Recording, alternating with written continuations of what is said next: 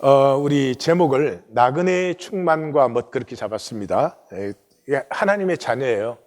하나님의 자녀는 이 세상을 나그네로 지나갑니다. 여기에 무슨 잡을 게 있고 세울 게 있고 붙들 게 있고 이룰 게 있고 그렇지 않아요. 현상의 삶은 어떻게 사셨으나 끝에 가면 그냥 똑같은 거니까. 이 본문은 종교의 멸망과 재림을 얘기하죠. 먼저 37절에서 39절을 보면 이 남은 자들을 부르시는 거예요. 왜 종교의 멸망을 얘기하냐 그러면 종교 멸망시키려는 게 아니고 이 종교는 이렇게 멸망되는 것이다 함으로 그것을 만나서 그 중에서 남은 자로 일깨워지는 자를 부르시기 위해서 종교의 멸망을 선포하는 거죠. 예루살렘아 예루살렘아, 마태복음은 모든 지명을 헬라식으로 썼습니다. 그런데 히브리어로 쓴 건 여기밖에 없어요. 그러니까 이 예루살렘은 도시가 아니고 유대 성전 종교죠. 그리고 또 이어서도 선지자를 죽이고 내게 파송된 자를 돌로 치는 자의 인격화 시켰으니까 이 유대 성전 종교를 얘기하는 것이죠. 선지자를 죽이고 파송된 자를 돌로 친 것은 뭐예요? 말씀을 거부하기 위해서. 말씀을 거부하기 위해서. 말씀은 우리에게는 에고에는 디렉들이 배치기 되죠. 암탉이 그 새끼를 날개 아래에 모은 같이 내가 내 자녀를 모으려 한 일이 몇 번이더냐. 이게 구약 2000년이죠. 구약 2000년의 역사예요. 하여튼 사람은 이 하나님을 섬기면 그때부터 나는 꼼짝 못하는 것으로 이상한 생각을 해요. 그래서 에고로 종교화시키죠. 에고는 여전히 내가 주인이고 내가 알아서 이렇게 다 믿어드리면 되는 거니까. 그래서 신약 2000년 역사도 똑같습니다. 그 자녀를 모아서 이 세상에 사는 동안에 서로 같이 살 줄만 알면 서로 나누어지는 게 복인데 그 마음도 나누어지고 가슴도 나누어지고 물질도 나누어지고 그게 복이죠. 딱 단절돼서 살면은 행복합니까? 그렇지는 않죠. 그러나 너희가 원하지 않았도다. 그걸 원하지 않았죠. 뭐를 원했어요? 종교를 원했죠. 2000년 동안 종교 만들었죠. 왜요? 에고는 하나님 임재 앞에 나오면 에고는 사라져 버리잖아요. 없어지잖아요. 그러니까 내가 나를 지키려면은 하나님이 아니고 종교를 붙들어 져야 되죠. 그래서 에고의 결사적인 지킴, 이 에고의 본성이죠. 그래서 그 선지서 17권의 총 마감에서 아주 선명하게 보여줘요. 말라기에서 나 만군의 여호와가 너에게 이르기를 아들은 그 아버지를 종 그 주인을 공경하나니 내가 아버지인데 너희가 나를 공경해? 내가 주님인데 너희가 내 말을 따라서 살아? 너희는 이르기를 우리가 어떻게 주의 이름을 멸시하였나이까? 그 종교인들은 자기가 믿어줬잖아요. 그걸 자기가 믿은 거라고 생각을 해요. 그건 내가 믿어드린 거지, 에고가. 얼마만큼? 필요한 만큼. 결코 하나님과 나의 관계가 아버지와 아들, 주님과 종, 이 관계가 된 적이 없죠. 그래서 만군의 여호와가 이르노라 내가 이 명령을 너에게 내린 것은 레위와 세운 나의 언약이 항상 있게 하려 함이니라. 레위기가 뭐예요? 레위 언약이에요? 그 레위기가 뭐예요? 희년이에요, 희년. 레위기의 핵심이 희년이에요. 희년이 뭐예요? 50년마다 다시 똑같이 나눠서 사는 거예요. 만약 그 희년을 지켰으면 누가 이 땅에서 난 너보다 더 가져야 된다, 어째야 된다 그런 욕심내면서 살겠어요. 50년 되면 다시 똑같이 나누는데 얼마나 삶을 즐기고 자기가 누군지를 즐겨보고 나와 너가 이렇게 하나가 되고 이런 것들을 얼마나 잘 누렸겠어요. 그런데 그 언약을 버린 거죠. 그래서 레위와 세운 나의 언약은 생명과 평강의 언약이니라. 종교 아니다 이 말이죠. 종교 아니다. 그래서 마태는 시작하자마자 두 기둥을 딱 세우잖아요. 이 17권의 선지서의 중심이 호세아 6장이에요. 우리가 알자 여호와를 알자 힘써 여호와를 알자 그게거든요. 우리가 아버지를 몰라요. 그래서 호세아 6장 6절이 나는 제사를 원하지 않고 종교를 원하지 않고 긍휼을 원한다. 이거를 예수님 갈릴리 사역의 2대 기둥으로 딱 세우시잖아요. 나 만군의 여호와가 이르노니 너희가 레위 언약을 깨뜨렸다. 우리 그냥 재밌게 같이 살자고 그랬지 언제 종교 멋있게 만들고 잘 지키고 그렇게 하라고 했냐. 레위 언약을 깨뜨렸어요. 그래서 10절에 레위 언약이 뭐예요? 우리는 한 아버지를 가지지 아니하였느냐? 한 하나님께서 지으신 바가 아니냐. 하나님은 나눔이에요. 나눔. 하나님의 창조는 자기 자신을 모든 것에 나누어 주시는 거예요. 그런데 하나님이 나누어 주신다는 건 하나님이 비워지는 거거든요. 그래서 제일 마지막에 가면 하나님의 성전이 없어요. 그런데 비워지는 만큼 충만해지죠. 하나님이 비워지는 만큼 하나님의 세계는 점점 확장되고 풍성되는 것이죠. 종교는 뭐예요? 지켜요. 지킴이에요. 지키는 것만큼 에고가 충만해지죠. 근데 참 이건 나눔을 몰라서 그러죠. 그래서 결국은 뭐예요? 에고로 충만해지면 한 알 그대로 한 달란트 그대로 그렇게 되는 거죠. 그래서 구원은 용기가 필요합니다. 용기가. 어떤 용기인가 우리가 이제 계속 볼 텐데요. 내 자리를 떠나 천국의 순례자로 사는. 아브라함을 부르신 게 믿음의 부르심이잖아요. 제일 출발점이죠. 여호와께서 아브라함에게 이르시되 너는 너의 고향과 친척과 아비의 집을 떠나. 너의 고향과 친척과 아비의 집이 뭐예요? 우리가 지키는 성, 우리의 성이잖아요. 그걸 떠나라는 거죠. 내가 지키는 성을 떠나서 내가 내게 보여줄 땅으로 가라. 근데 성경은 이렇게 보이는 땅이 있다고 그랬습니까? 없다고 그랬습니까? 보이는 땅이 없어요. 그 땅의 삶을 통해서 이런 4차원 현상이 사라졌을 때 어떤 생명을 누리게 되느냐 하는 것이 진정한 땅의 약속이지 부동산 차지하는 게 아니죠. 예. 그래서 이 내가 내게 보여줄 땅으로 가라는 것은 이 땅에 나그네로 살아가는 거예요. 같이 이 현상 세계를 지나가는 길벗으로 사는 것이죠. 그래서 이 사람들은 다 믿음을 따라 죽었으며 약속을 받지 못하였으되 현상 세계에서 약속받으면 안 되죠. 현상은 결국 없어지는 건데 그게 약속을 받으면 큰일이죠. 약속을 받을 수 없어요. 그것을 멀리서 봐요. 이 현상계에서 이 보는 본질계는. 땅에서는 외국인과 나그네임을 증언하였으니, 좀 쉬운 말로 하면 이거예요. 사과가 있잖아요. 사과. 사과는 보이죠? 그런데 사과의 생명은 안 보이잖아요. 그러니까 사과를 보는 사람은 이거 지켜야 돼요. 그런데 사과의 생명을 보는 사람은 사과 한 알 속에 씨가 수십 개가 있죠. 그 씨 하나가 사과나무로 자라나면 사과가 이게 뭐 160배, 163배 계속 맺는 거 아니에요. 그 생명을 보지 못하는 사람은 절대로 나눌 수가 없어요. 삶이 그냥 지키는 게 전부예요. 그래서 보라 너희 집이 황폐하여 버려지리라. 이게 나단 신탁이 이제 사무엘 7장 8절에 16절로 우리 토요 예배에서 봤죠. 그게 집이 3번 나오고 나라가 3번 나와요. 그런데 집과 나라가 이렇게 오른발 왼발 나오는데 12절에 그 나라를 내가 경고케 한다. 13절에 영원히 경고케 한다. 16절에 영원히 보존되고 영원히 경고하리라 이렇게 나가요. 그러니까 이거 간단하게 얘기하면 이런 말이에요. 너는 집을 누리면 나는 나의 나라를 그곳에 세운다는 거지.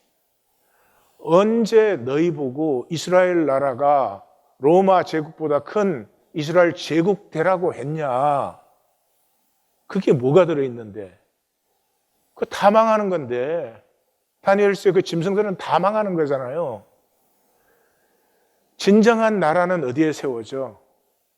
너희가 두세 사람이 한 식구가 되어서 같이 나누고 누릴 때 삶을 서로 위로하고 축복하고 함께 손잡고 이렇게 사는 곳에서 내 나라가 세워지는 거지. 그러니까 이스라엘은 모두가 한 가족인 나라예요. 그게 실제예요. 한 하나님에게서 모두 나왔으니까 그게 실제잖아요. 실제는 에너지 레벨이 굉장히 높습니다.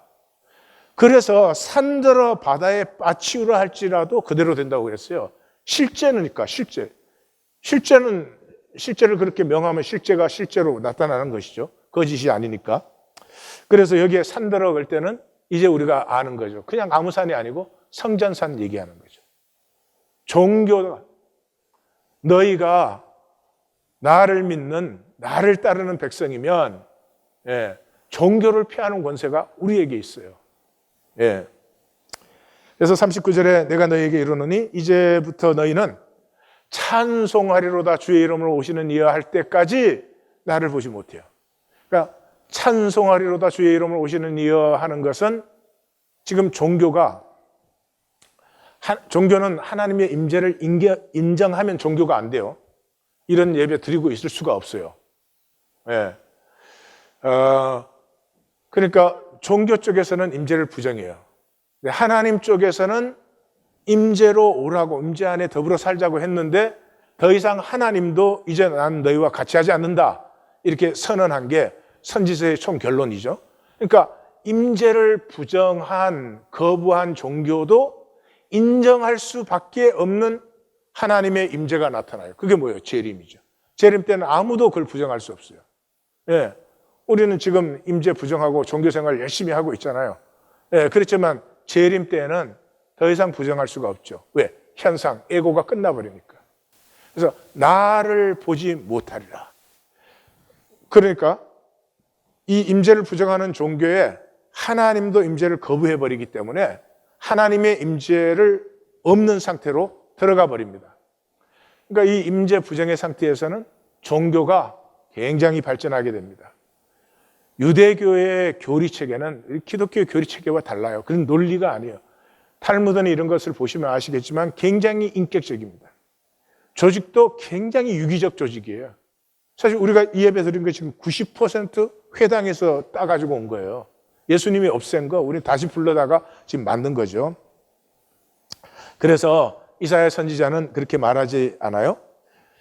이 시작에서 야곱의 집에 대하여서는 얼굴을 가리시는, 나는 나의 임재를 더 이상 너에게 나타나지 않는다. 여호와를 나는 기다리며 바라보겠다. 45장이에요. 45장이 뭐예요? 포로에서 회복되는 부분이죠. 구원자 이스라엘의 하나님이여 진실로 주는 스스로 숨어 계시는 하나님이시죠. 그러니까 이 부재의 종교 속에서는 하나님의 임재를 만나려면 찾아야 돼요. 찾아야 돼요. 근데 예레미야 선지자가 뭐라 그래요? 하나님을 찾는 사람을 예루살렘 전체를 두루 다니면서 찾는데 한 사람도 없다. 다 종교 생활하고 있지 한 사람도 없다는 거죠. 그래서 이 24장 1절에서 2절은 이 예루살렘의 멸망이 재림의 보증이죠. 예수님께서 돌 하나도 돌 위에 남지 않고 멸망한다. 그 후에 아무도 부정할 수 없도록 모두가 찬송하리로다 주의 이름으로 오시는 이여 하도록 내가 다시 온다. 이 두 가지 약속을 하셨어요. 그런데 AD 70년에 예루살렘이 멸망했죠. 멸망할 수 없는 멸망이 일어났어요. 그 성전은 81년 동안 지은 거예요. 로마는 뭐 세금만 잘 내고 그 부역만 하면은 자치제 다 허락해 줬어요. 그 유대교는 문제가 없었잖아요. 그런데 그 유대교 성전을 로마가 무너뜨렸어요. 절대 불가능한 일이 일어난 거예요. 그러니까 그때 그걸 보는 사람들은 예수님의 말씀이 그대로 이루어졌다 하는 걸 딱 만났죠. 그러니까 그럼 예루살렘 멸망의 말씀이 이루어지면 재림의 말씀도 이루어지겠다. 이걸 분명히 알 수 있죠. 그 본문이요. 그래서 예수님께서는 성전에서 나와서 가요. 성전 건물에 아무런 관심이 없어. 이미 이건 성전이 아니다 그랬잖아요. 그런데 제자들은 성전 건물을 보이려고 나와. 이 근동 일대에서는 가장 크고 화려하고 그런 건물이었으니까요. 그러니까 제자들은 아직도 보이는 세상의 영광을, 사과를 보고 있고 이 예수님은 사과 생명을 보고 있는 것이죠. 그래서 이 번쩍거리는 세상 영광을 보고 있는 사람은 절대로 하나님의 생명을, 하나님의 자녀로 살 수가 없어요. 종교 생활 밖에는 할 수 있는 게 없어요. 그걸 이제 사도 요한은 그런 부분들을 다 정리해 놓은 게 요한복음인데, 그 요한복음 13장에서 영광에 대해서 정리를 하잖아요. 그가 나간 후에 예수께서 이르시되 지금 인자가 영광을 받았다. 그러니까 가룟 유다가 예수님 팔로 나갔죠. 그러면 이제 십자가에 못 박히는 거죠.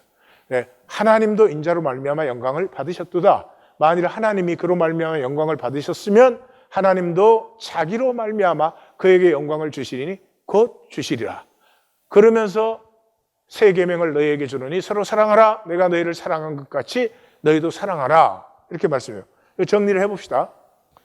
인자가 영광을 받았어요. 그건 십자가죠. 십자가에 못 박히는 거죠.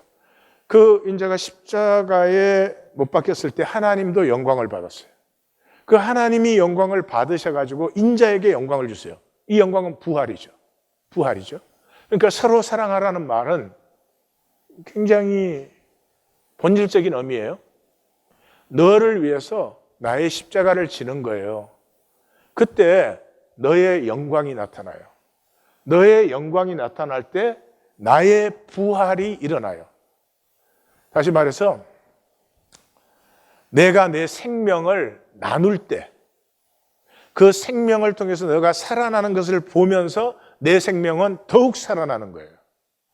그런데 이걸 지키는 걸로 생각하는 사람은 평생 그냥 한 알 그대로, 한 달란트 그대로 그렇게 생명 나눔의 비밀을 모르는 것이죠.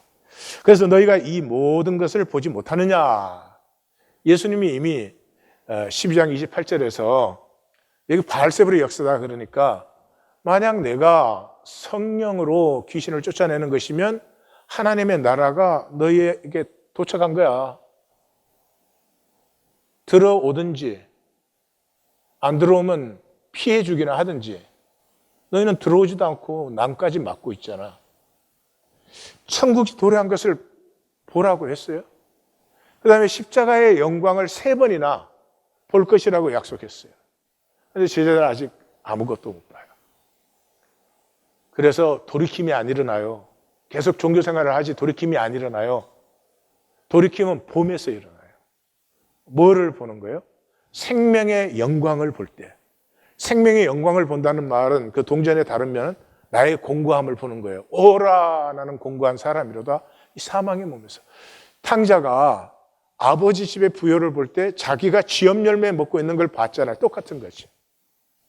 그래서 십자가에서 우리의 모든 죄는 용서받았어요. 과거, 현재, 미래 모든 죄 완전한 용서를 하셨어요. 그 용서를 내가 누리려면 그 아픔이 느껴져야 돼요. 내가 죄를 지었는데 고통은 주님이 받으셨잖아요. 그러니까 그 나의 이런 죄를 사해 주셨습니다 할 때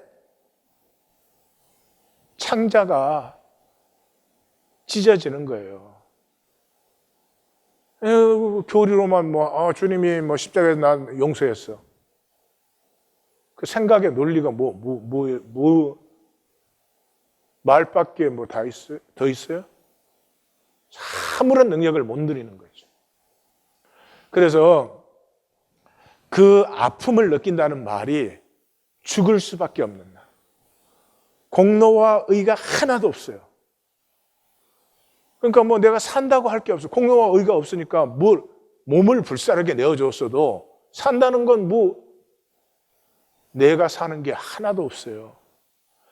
그냥 나를 위해서 십자가에 못 박히신 그리스도를 살고 싶어져요. 이 십자가의 죄사함과 그 아픔이 우리의 창자에 느껴져야 돼요. 그런데 종교는 그런 거 없죠. 돌 하나도 도리에 남지 않고 다 무너지리라. 이게 현상의 어리석음이에요. BC 19년에 이 스룹바벨 성전 개축 명목으로 이 헤롯이 착공을 했어요. 지가 왕노로 달라고 한 거죠. 그래서 요한복음 2장 20절에 보면은 46년째 짓고 있다 그러죠. AD 63년에 완공됐어요. 81년 걸렸어요. 근데 AD 70년에 완전히 파괴됐어요. 이게 현상이에요. 7년 만에 파괴됐어요. 그 7년 중에 3년은 전쟁이었어요. 그런 짓을 한다고. 근데 그 예루살렘이 멸망할 때 그때 제자들과 그 성도들은 전부 주님의 이 예루살렘 멸망 예언이 이루어지니 재림의 예언도 이루어진다. 이게 확실해진 거죠. 그래서 사실 AD 70년 이후에 이 우리 그리스도인들이 로마를 뒤집어 엎게 되는 거예요. 그동안에 이제 자리를 깐 사람이 사도 바울이죠. 그러니까 딱 그때 질문이 두 가지죠. 그러면 언제 재림이 있을까? 이거 이루어질 거니까. 그리고 그 재림까지 우리는 무엇을 해야 되는가 하는 거죠. 그래서 24장, 25장은 우리가 여기에 대해서 살피는데 절대로 종말의 스케줄 알려주는 거 아니에요. 그러니까 뭐 종말의 스케줄 얘기하면 그럼 무조건 이단이다 하고 알면 돼요. 아니요. 모든 묵시는 뭐예요? 주님이 다시 오시니까. 그건 인격적인 시간이죠. 우리가 알고 말고 할 게 아니에요. 인격적인 시간이에요. 그 시간까지 나는 신실하게 주님을 믿고 있어야 되죠. 그러면 오실 때까지 뭐를 해요? 내가 너에게 분부한 모든 것을 가르쳐 지키게 하라. 종교가 번역하니까 이래요. 내가 너에게 당부한 것을 서로 알고 나누고 확인해서 그걸 잘 살아라. 세상 끝날까지 너희와 항상 함께 있을 거야. 그게 뭐예요? 교회가. 교회는 두세 사람이 내 이름으로 있는 곳에 주님이 함께 하는 거예요. 주님 임재 안에는 교회가 돼요. 주님 임재가 없으면 종교가 돼요. 그래서 예수님 그것을 위해서 예루살렘을 떠나지 말고 내게 들은 바 아버지의 약속하신 것을 기다리라. 요한은 물로 세례를 베풀었으나 너희는 몇 날이 못하여 성령으로 세례를 받으리라. 그러니까 예루살렘을 떠나지 말라고 했죠.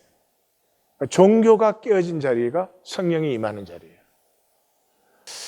그럼 예수님께서 당부하신 것은 뭐 성경 전체에 너무 클리어하잖아요. 세상 속에서 천국 살기. 주님께서 이 땅에 재림하실 때까지 세상 속에 있지만 천국 사는 백성들을 모든 족속 가운데서 피어낼 때 그때 이 역사를 마감시키는 거죠. 그래서 예수님께서 십자가와 부활로 세우신 것은 12를 세우셨는데 이는 자기와 함께 있게 하시고 보내사 전하게 하시고 뭘 함께 하는 것을. 우리는 함께 할 줄 모르는 거, 그게 유일한 문제죠. 그래서 종교가 깨어진 자리에 성령이 임하니까 어떻게 되었어요? 성령을 받으니까 코이노니아가 이루어졌죠. 드디어 서로의 가슴이, 서로의 중심이 통하는 코이노니아가 이루어졌죠. 코이노니아가 3번 나와요. 그 코이노니아가 이루어지면서 외적으로는 박해, 내적으로는 갈등을 이겨내요. 그것도 3번 나와요. 그래서 이 모든 도전을 3번 성령의 코이노니아로 이긴 후에 뭐가 일어나요? 땅끝까지. 복음이 땅끝까지 번지는 역사가. 스데반이 순교하고 교회가 흩어지고 사울이 바울되고 이제 여기서부터 뭐 땅끝까지 막 번지는 거죠. 그래서 1820 셀은 종말적 생명을 가꿈의 자리예요. 종말적 생명. 종말에는 우리 다 본성, 본모습, 본래에 나가 돼요. 이 세상에서 본모습이 아니거든요. 그런데 가장 복된 것이 본래의 나가 되는 거예요. 아버지 안에서 본래의 나는 무한 차원이죠. 아버지와 하나 되어 있는 나는 무한 차원이에요. 그러니까 방향이 없어요. 동서남북이 없고 위아래 없어요. 시간이 뭐 과거, 현재, 미래 이런 게 없어요. 모든 것이 하나로 있으니까요. 그러니까 4차원 세계에서는 상상이 좀 힘들지 모르겠지만 모든 것은 하나님 아래서 일체예요. 그래서 어느 쪽이든지 내가 움직이는 쪽이 모든 쪽이에요.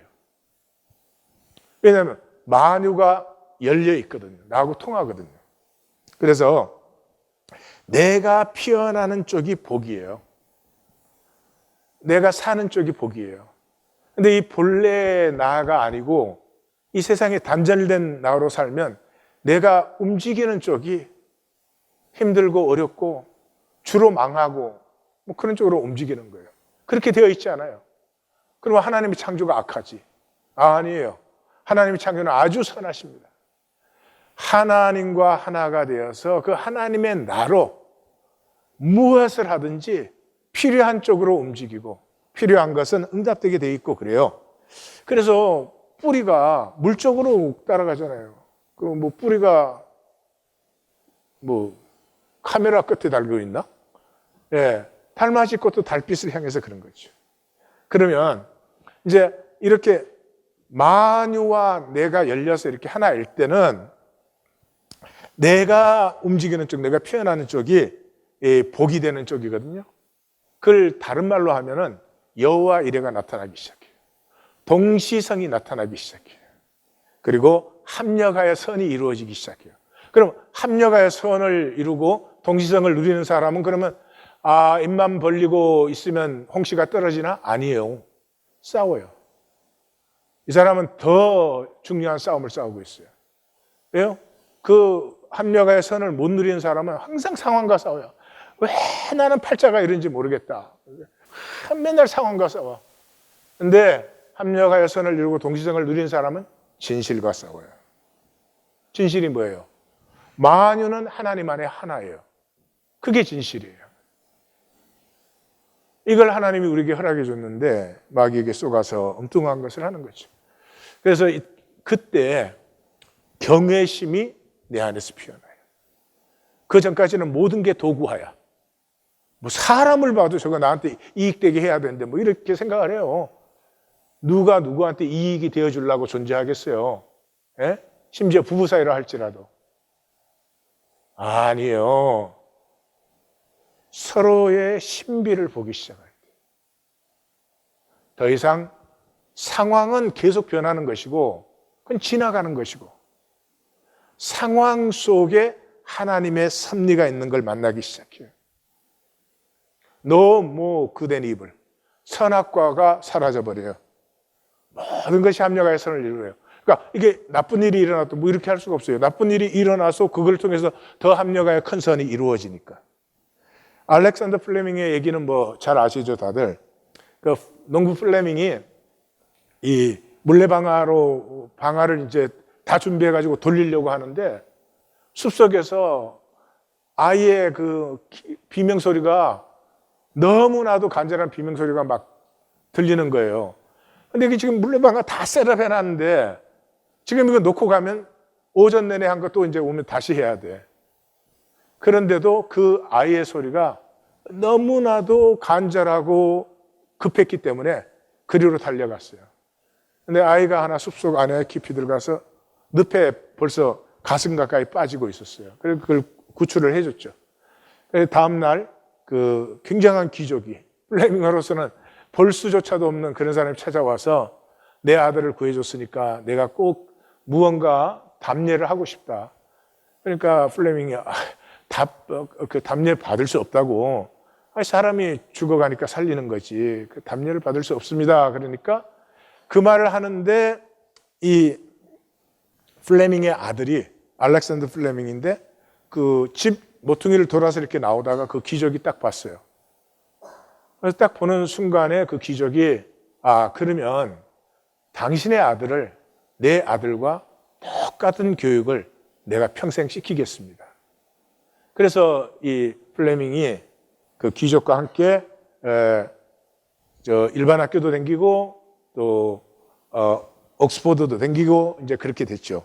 그렇게 됐는데 그 기적이 랜돌프 윈스턴이었어요. 랜돌프 윈스턴이고 그 아들이 윈스턴 처칠이에요. 그래서 이 아버지가 이 알렉산더 플레밍을 교육을 시켜줘서 이 사람이 페니실린을 발명했죠. 그런데 2차 대전 때 윈스턴 처칠이 죽을 수밖에 없는데 그 페니실린 때문에 살아났죠. 이게 하나님이 만드신 세계예요. 그렇게 돌아가게 돼 있어요. 내 인생은 왜 이러냐 그러면 인생이 아니고 하나님을 부르시라고. 하나님 절대로 인생이 낭비되고 시간과 에너지가 낭비되도록 그렇게 하지 않으셨어요. 우리는 하나님의 자녀가 되려고 하는 혈육이 아니에요. 혈육의 경험을 가진 하나님의 자녀예요. 혈육은요 지켜야 된다는 거예요. 뭐를 도대체 지켜요? 마지막에 가면 죽는데 뭐를 지킬 수가 있어요? 아무것도 지킬 수가 없는데 그냥 지켜야 된다는 거예요. 하나님의 자녀는 자기의 생명이 나누어져요. 나누어짐으로 말미암아서 그러니까 이 나눔을 가지고 있는 사람, 의식의 나눔을 가지고 있는 사람은 온 우주가 자기에게 열어줘요. 그런데 내가 지켜야 된다는 의식을 가진 사람은 온 우주가 자기에게 닫혀요. 이건 뭐 뇌과학 연구에서 무수하게 나오는 거예요. 내 의식에 이 모든 것이 반응해요. 사람도 그렇지 않아요? 사람하고 사귀는데 절대로 손해보지 않고 이익만 챙기려고 해봐요. 그럼 그 사람은 나하고 좋은 친구가 되어줄까? 되어줄 수가 없는 거 아니에요. 그러니까 뇌는 아타를 구분 못해요. 나는 나를 지켜야 된다고 생각하는데 이 뇌는 나에게 있는 모든 세계가 자기를 지키게 만들어버려요. 1820 셀은 본래의 나를 회복하자는 거죠. 이건 뭐 실력이나 힘과 능 그런 게 아니에요. 진실이에요, 진실. 그 진실은 뭐예요? 모든 것은 하나님으로부터 나왔고 우린 모두가 한 가족이에요. 통해야 사는 거예요. 나눔으로 살게 돼 있어요. 예. 그래서 생명의 회복은 이 나 위한 삶에서 너를 대접하는 삶으로 바뀌는 거예요. 나를 위해서 하는 건 내가 내 몸을 불사르게 내어주었어도 그게는 아무런 진실이 없어요. 그런데 냉수 한 그릇이라도 너를 대접해 주고 싶어하는 여기에서 하나님의 교통이 일어나요. 그러니까 열쇠가 긍휼이에요. 긍휼. 긍휼은 이 하나님의 자녀가 이 세상에서 혈육으로 살아요. 그렇게 살 수밖에 없잖아요. 이게 얼마나 힘든 일이에요, 사실은. 근데 혈육으로 이 땅을 살아가려면 그 내 안에 있는 하나님의 형상과 나 본래의 나를 그렇게 마음껏 살지 못해요. 그게 다 아픔이에요. 그게 다 아픔이 돼요. 그 아픔에 empathize, 그 아픔에 공감해 주는 것이 긍휼이에요. 이것이 열리기 시작하면서부터 우주 전체와 나눔이 열리기 시작해요. 1820 셀을 내가 이제 자원하려고 하면은 중심의 진실과 자원함만 있으면 돼요. 뭐 여러 가지로 표현할 수 있지만 나 정말 이대로 계속 살고 싶지 않다. 정말 이전 것은 지나갔다. 새 삶을 피우고 싶다. 말씀이 성육되는 삶을 살고 싶다. 뭐가 됐든지 간절함이 이제 임하는 거죠. 예, 그런데 그 시간은 다 달라요. 한 나무에 모든 싹이 같이 트지는 않아요. 그렇지만 각각 다르게 다른 시간에 피어나진 그게 나무를 이루잖아요. 그러니까 우리가 서로를 기도해 줘야 돼요. 먼저 출발하는 사람들은 출발 못하는 사람들이 저분들이 좋은 싹을 갖고 내도록 기도해 줘야 되고, 먼저 출발하시는 분들은 아직 출발 못하는 사람들이 우리로 말미암아 용기도 얻고 격려를 얻도록 기도하셔야 되고, 이런 기도의 통이 없이 이거 프로그램 하자는 게 아니죠. 이렇게 나의 나됨을 세상에서 누리는 것. 제가 이제 말씀드리니까 이해는 가시죠, 그죠? 이해는 가는데 실제로 그럼 나는 어떻게 살아야 되느냐? 그거는 또 애매모호하잖아요. 그래서 자기 자신으로 자기 자리에서 자기를 살아가면서 이 자기를 사는 삶이 가까이 멀리 나눔의 통이 되는 그런 이제 모습을 좀 나누었으면 좋겠다. 그래서 찾은 게 결국 톨스토이예요. 역시 톨스토이. 톨스토이의 습격이라는 단편인데 지원병 이야기라는 부제가 붙어 있어요. 저는 잘 모르겠는데 찾아봤는데 찾을 수는 없는데 19세기 러시아는 지원병 제도가 있었던 것 같아요. 정식 그 병사가 아닌데도 전장에도 참여할 수 있고 관람만도 할 수 있고 그런 사람들이 있었어요. 그래서 이 지원병이 전쟁을 제3자의 입장에서 이렇게 조명해서 쓰는 거예요. 그러니까 인간에게는 절대적인 그 전쟁은 사느냐 죽느냐. 그런데 그것의 허무함을 이 자연의 묘사를 통해서 보여주고 있어요. 오로지 이기고 또 이기려. 이 전쟁은 그냥 이기는 것 뿐이잖아요. 근데 도대체 누구한테 이기고 왜 이기고도 몰라요. 그 맹인된 무엇이 현실이고 누가 적인지도 모르면서 종교는 다른 종교가 적이죠. 또 같은 종교라도 나하고 코드가 다르면 적이죠. 용기라는 걸 그저 겁 없이, 뭐 어떤 자리에서 겁이 없어, 무지만용을 용기라고 생각하는 이런 것을 톨스토이가, 그게 진정한 용기가 아니고, 진정한 용기는 주어진 자리에서 자기 됨을 이렇게 아주 편안히 누리는 사람. 편안히 누린다고 해서 어렵지 않은 게 아니에요. 그것을 보여주고 있어서 좀 나누도록 하겠습니다. 그는 용감했습니까? 내가 물었다. 그거야 하느님만이 아시겠지 않나? 언제나 앞장서서 말을 타고 달려나갔고 접전이 벌어지는 곳이면 어디든 그가 있었지. 그렇다면 용감한 사람인 게 분명하겠군요. 내가 말했다. 글쎄, 정하지도 않은 곳에 나타나서 수선을 피우고 다닌다고 해서 그게 용감한 건 아니지 않나? 그럼 대위님은 어떤 사람을 보고 용감하다고 하시는데요? 용감한 사람? 용감한 사람이라. 대위는 그런 질문을 난생 처음 받아본 사람처럼 곤란한 표정을 지으며 말끝을 흐렸다. 마땅히 해야 할 바를 하는 사람이 용감한 사람이지 않겠나? 잠시 생각한 뒤에 그가 대답했다. 나는 용기란 두려워해야 할 대상과 두려워할 필요가 없는 대상을 아는 것이라고 정의를 내린 플라톤의 말을 떠올렸다.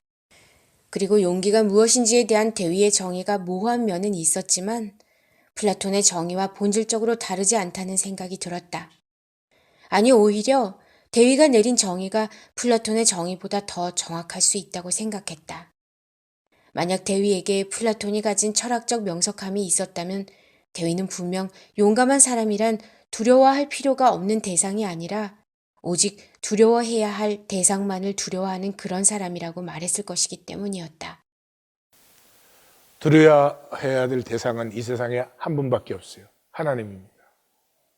하나님은 두려워하셔야 됩니다. 근데 종교는 하나님은 하나도 안 두려워해요. 그 이상한 교리적 논리를 가지고 하나님 뭐 다 우리를 용서해 주셨고 뭐 은혜고 어떻고 그래요. 예, 분명히 제사해 주셨어요. 그러나 그 제사함에 하나님의 아픔을 느끼지 못하시면은 그럼 말장난이에요. 이 지원병이 이 대위의 부대에 가게 된 거는 고양이 같은 고양이에요. 그래서 그 엄마의 소식을 전해줘요. 그 넉넉지 못한 엄마와 누이 가정을 이렇게 돕기 위해서 이 전투장에서 근무를 하면은 월급을 2배로 주니까. 그러면서 그런다고 뭐를 내가 가족을 위해서 희생한다 이런 것이 없는, 그냥 그게 내 자리로 주어졌으면 그 자리에서 나를 사는. 그리고 다른 장교들은 그 19세기 전투에 나갈 때 막 번쩍번쩍번쩍하게 해갖고 나갑니다. 근데 이 대위는 그냥 작업복 비슷하게 소박하게 입고 그렇게 전투에 나가요. 이 사람에게는 자기 모습이 어떠냐, 뭐 얼마나 이렇게 멋있게 내가 부하를 지휘하냐, 그게 하나 중요하지 않아요. 지금 여기에 무엇이 일어나고 있고 가장 중요한 것이 무엇인가 하는 것을 항상 정확하게 보고 있어요. 그래서 그냥 자기는 자기 자리에 있는데 이것이 모든 사람을 돕고 모든 사람에게 복이 되죠. 이 진군에 나가는데 대위는 깊은 묵상에 빠져 있습니다. 이 전투 자체를 이미 대위는 보고 관찰하고 이러고 있는 거죠. 그런데 이제 소위는 굉장히 들떠 있죠. 우리가 대대를 거의 따라잡을 즈음 질주해 오는 말발굽 소리가 요란하게 들리더니 장교용 플러코트에 높고 하얀 털모자를 쓴 아주 잘생기고 매우 젊은 한 청년이 우리 앞에 나타났다.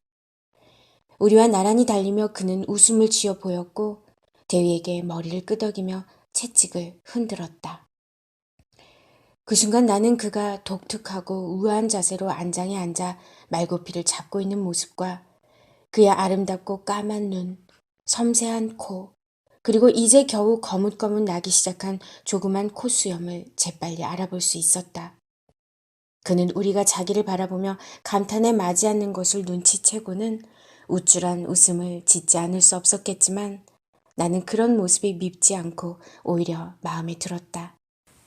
이 미소 하나만으로도 그가 아직 너무도 어린 청년이라는 것을 알 수 있었다. 저 사람 누구죠? 내가 대위에게 물었다. 우리 중대의 초급 장교인 알라니 수이라네. 겨우 지난달에 군사교련단에서 우리 부대로 왔지. 그러면 아마 출정은 처음이겠네요? 내가 말했다. 그렇지. 그래서 저렇게 신이 난 거라네. 생각에 잠겨 살짝 머리를 흔들며 대위가 대답했다. 젊음이란. 어떻게 기쁘지 않겠습니까? 젊은 장교한테 이 일이 얼마나 흥분된 일인지 저는 상상이 가는걸요?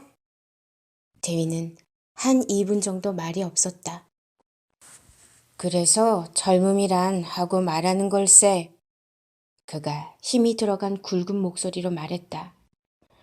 실체는 아무것도 보지 못하면서 무엇을 기뻐한단 말인가? 몇 번씩 출정을 다녀보게나. 그래도 그게 그렇게 기쁠지. 생각해보게나 여기 오늘 전투에 나갈 우리 장교가 20명 정도는 되는데 이 중에서 누군가는 정말로 전사하거나 아니면 부상을 당하게 되어 있단 말이지. 그것만큼은 분명한 일이라는 말이네. 오늘은 내가, 내일은 그가, 그리고 그 다음 날은 또 다른 누군가가 그렇게 될 거란 말일세. 그런데 대체 무엇을 기뻐한단 말인가? 우리의 삶이 뭔가 이겨야 되고 그래서 계속 상처받습니다. 그런데도 불구하고 이기는 것이 전부인 것 같이 착각을 하죠. 이 영웅을 모델로 흉내내는 하사관 장교들 실체와 상관없이 적이기 때문에 이겨야 돼요. 예, 왜 적인지도 몰라요. 그러나 사적인 시간에는 전혀 또 다른 모습을 보여줘요. 그리고 어둠 속에서도 그 조화로운 자연의 신비를 이 톨스토이는 잘 묘사하고 드디어 이제 이게 체첸과의 싸움이에요. 이 19세기 때부터 싸워갖고 지금까지 체첸하고 싸우고 있죠. 근데 이 체첸 그 부족들의 횃불 신호가 막 가요. 이제 러시아군이 쳐들어온다. 그러지. 그러면서 그 체첸의 리더가 이맘 샤밀이라고 하는 사람인데 그 사람의 위선을 보여줘요. 자기는 뭐 절대 전투장에 안 나와. 그러면서 그 수많은 젊은 사람들이 그 전투장에서 이슬로 쓰러지게 하죠. 또 그걸 이용해서 러시아는 러시아대로 이 사람들을 제압해야 된다는 명문으로 군대를 유지하고 젊은 사람들을 군대로 뽑고 이래요. 왜 우리가 이렇게 해야 되지? 그 질문조차 하지 않는다는 거예요, 톨스토이는. 근데 이제 러시아의 정규병이니까 이건 뭐 대포부대도 있고 기마병도 있고 그러니까 이 산족 부족들하고 상대가 안 되죠. 그러니까 뭐 좀 교전하다가 산속으로 다 도망가 버립니다. 그러니까 막 그 기병대와 그 포병들이 막 용감하게 돌격해 들어가는 장면이에요. 또 보시겠습니다. 전쟁의 함성이 다시 울려 퍼졌고 기병대는 뿌옇게 피어오르는 먼지 구름 속으로 사라졌다. 그것은 정말 장엄한 광경이었다. 하지만 전투에 처음 참가한 풋내기에 불과한 내가 보기에 전체적인 인상을 망치는 유일한 오점 하나가 있었다. 그것은 바로 필요 이상으로 여겨지는 과장된 동작들과 너무도 고무된 사기 그리고 함성이었다. 나는 그것을 허공에 대고 도끼를 휘두르는 행위에 견주지 않을 수 없었다. 마을은 우리 군대에게 점령되었다. 상대가 안 되는 적이죠. 그러니까 뭐 과장된 그 사기와 몸짓들 그거를 가지고 우리가 뭔가를 지금 굉장히 잘하고 이기고 있는 것으로 삶의 본질을 전혀 보지 못하는 그런 이제 마을을 점령했는데 그 북새통 속에서 대의의 모습을 또 우리에게 묘사해주고 있습니다. 중이 루첸크란치의 훤칠한 모습이 마을 여기저기에서 번쩍였다. 그는 쉴 새 없이 지시를 내렸는데 꼭 뭔가를 극도로 염려하는 듯한 모습이었다. 나는 그가 의기양양한 표정으로 어느 오두막집에서 나오는 것을 보았다. 그의 뒤를 따라 2명의 병사가 두 손을 결박당한 늙은 타타르인을 끌고 나왔다. 노인이 입은 옷이라고는 헝겊 조각을 이어 만든 알록달록한 코트와 해진 곳에 천 조각을 뗀 덧댄 바지가 전부였는데 그는 허약할 대로 허약해 보였다.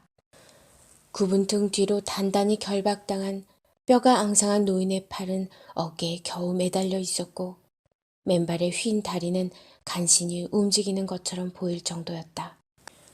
그의 얼굴은 물론 깨끗이 밀어버린 머리의 일부분까지도 깊은 주름살에 패여 있었고 면도를 했는지 거뭇거뭇 조금 남은 콧수염과 턱수염에 둘러싸인 이가 다 빠진 삐뚤어진 입은 마치 뭔가를 씹는 것처럼 연신 우물거렸다. 하지만 속눈썹이 없는 붉은 두 눈은 아직도 섬광처럼 번뜩였고 노인다운 삶의 초연함을 선명히 드러내고 있었다. 노인은 포로 교환을 위해 꼭 필요했다. 나는 지붕 위로 기어 올라가 대위 옆에 자리를 잡았다. 적군이 얼마 없었던 것 같은데요? 전투에 대한 그의 의견이 궁금했던 나는 이렇게 말을 건넸다. 적군이라고? 대위가 깜짝 놀라며 되물었다. 적군은 아예 없었네. 자네는 정말 이것을 적군이라고 부르겠나? 우리가 철수하는 오늘 저녁 때가 되면 한번 보게나. 대응은 어떻게 하는 것인지 적들이 확실히 가르쳐 줄 테니. 놈들은 분명 저기에서 쏟아져 나올 거야. 그가 이렇게 덧붙이며 담배 파이프로 우리가 아침에 지나온 작은 숲을 가리켰다.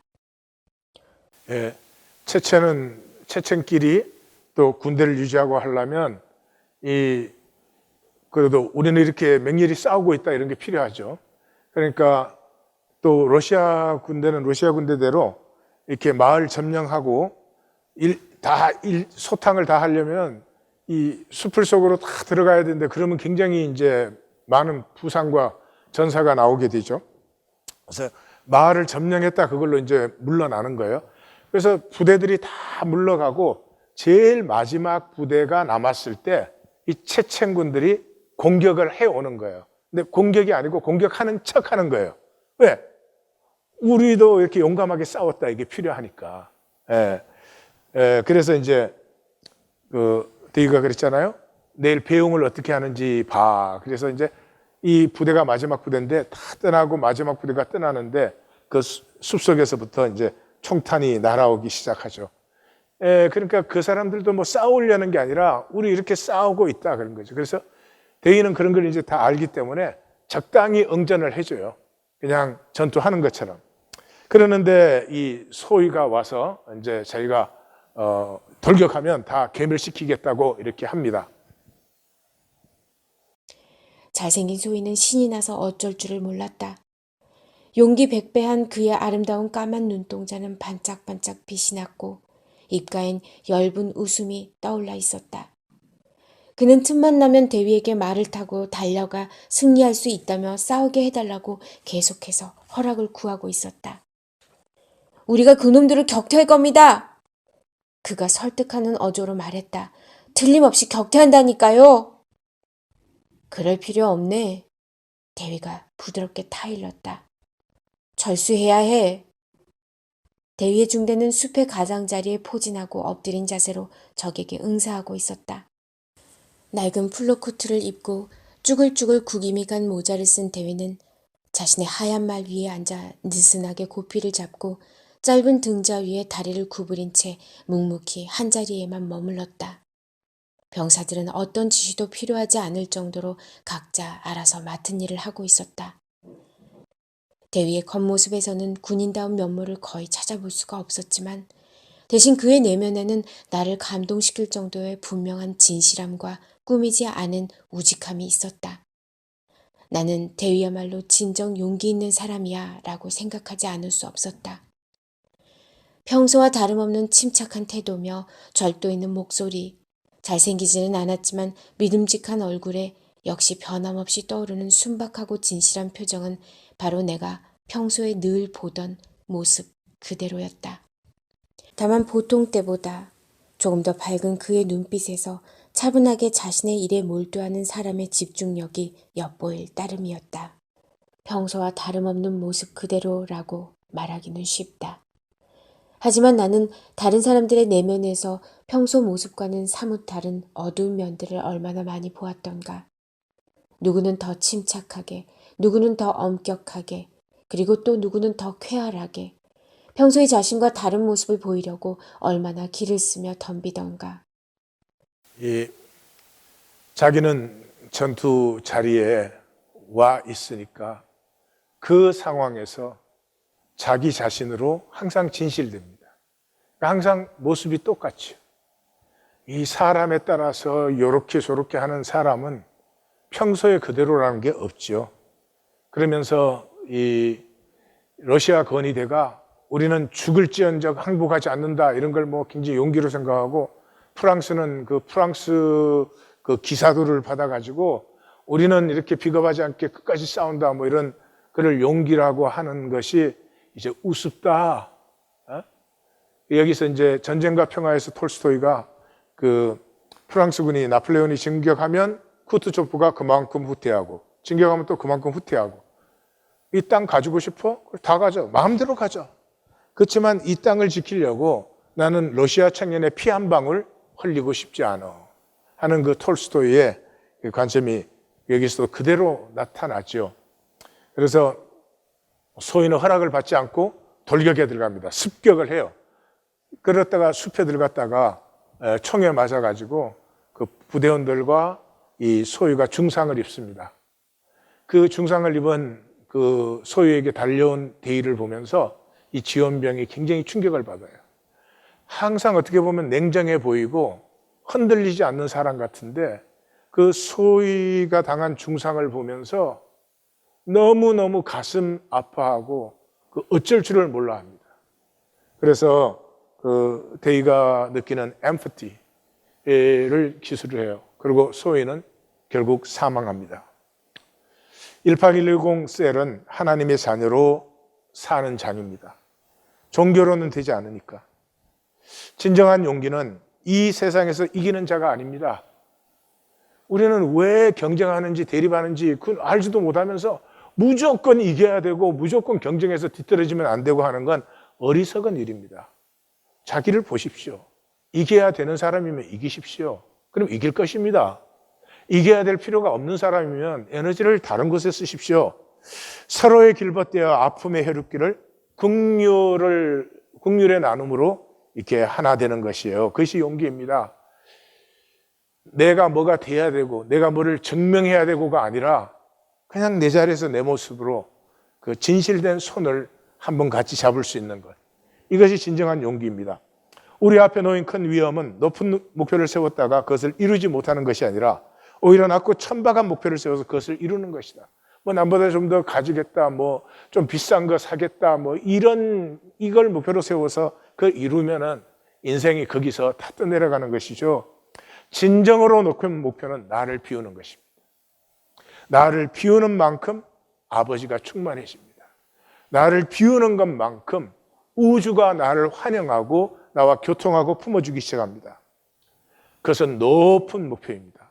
나의 목표 레벨이 나의 에너지 레벨입니다. 하여튼 나는 내 것 지켜야 돼. 그 에너지 레벨에서는 세상 정말 힘듭니다. 예수 그리스도는 자기를 온전히 비웠다. 그래서 하늘과 땅의 모든 영광을 받았다라고 빌립보서 2장이 얘기하고 있습니다. 이 생명을 비워서 더 풍성하게 누리는 이 하나님의 자리로 우리 모두는 나아갑니다. 기도하십시다.